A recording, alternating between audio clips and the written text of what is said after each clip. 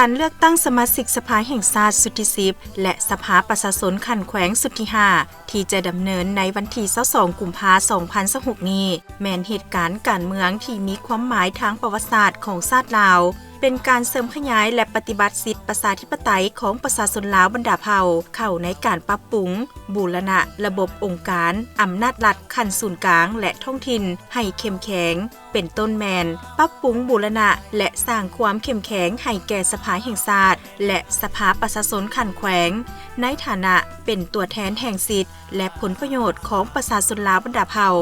ในวาระสำคัญพิเศษนี้จึงขอเรียกร้องให้พลเมืองลาวผู้มีสิทธิ์เลือกตั้งทุกคนยิ่งต้องเพิ่มทวีความสามัคคีเป็นปึกแผ่นภายในชาติและระหว่างเผ่าต่างๆพร้อมกันไปใช้สิทธิ์ป้อนบัตรเลือกตั้งให้ครบถ้วนและให้เลือกเอาผู้ที่มีมาตรฐานและเงื่อนไขครบถ้วนกว่าหมู่เป็นสมาชิกสภาแห่งชาติและสมาชิกสภาประชาชนขันแขวงเพื่อสามารถเฮ็ดล่อนหน้าที่อันมีเกียรติในฐานะเป็นตัวแทนให้แก่สิทธิ์และผลประโยชน์ของประชาชนลาวบรรดาเผ่า